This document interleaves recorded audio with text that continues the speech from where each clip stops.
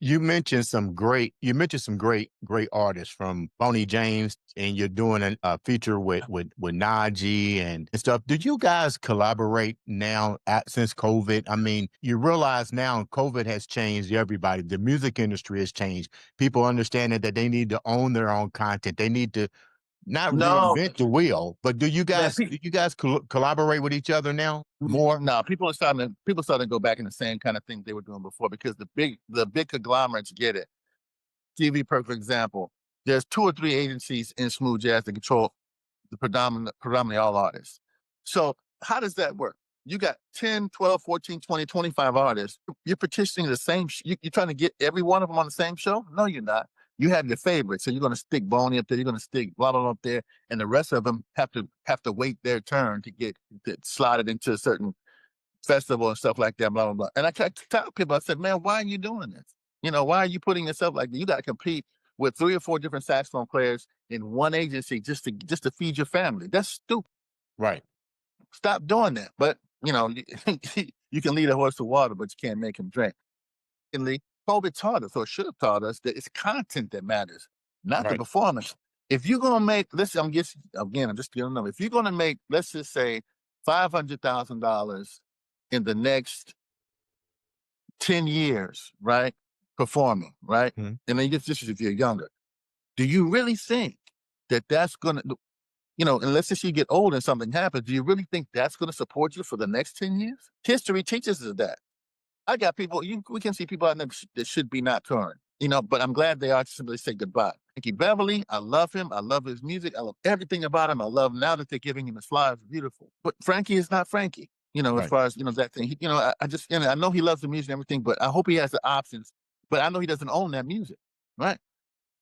Who's the other one I see all the time? I don't remember. Ozzy Brothers. Yeah. He's 85 years old, man. He's got to be out there. I mean, he had a whole bunch of stuff go down with the IRS and stuff like that. But that breaks my heart because I want to see these OGs, you know, live out a beautiful life. BB King, I saw him. He was touring when he was, he had troubles with the IRS and that kind of stuff. Man, there's no need for us to do that now. There's no need for us to have to play in front of people all our lives and just have people coming away from the concerts being like, oh my goodness, I don't know about this and that. Talking like that rather than say, oh my God, what a show. If I'm not mistaken, Frankie Beverly just said he's not going to go back on tour because of the health issues I did. that he's dealing with. But you ask yourself, I know we're coming up on the hour and I appreciate it. This has been another side of an episode. You guys make sure you keep watching. One thing that you said that makes great sense, sad to see these artists, the Isley brothers, the Ron Isley, the Frankie Beverlys, the BB Right. King, still having to perform because the information to own their own stuff really didn't belong to them. Somebody else is making money off of their stuff. Exactly. Now let's flip it. Dylan just did, what did he do? A $300 million deal or something like $300 million deal for all the rights to his songs. Right. $300 million. Now, I'll never be able to do something like that, but it's the process that intrigues me. If you don't have anything to give or to sell, you got to just come out there and shake your ass. Wow. And then when you become 60, 70 years old, that ass ain't too ain't pretty. Yeah. And then you got the young bucks coming up who are doing it the way it should be because you were once a young buck jumping up doing it.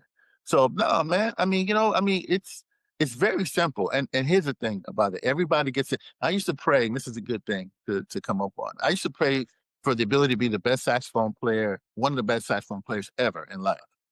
Once I started to get a little bit of money and a little bit of ass, excuse my language, ladies, I apologize. I changed my prayer. I said, look, don't let me get addicted to this, Lord, please.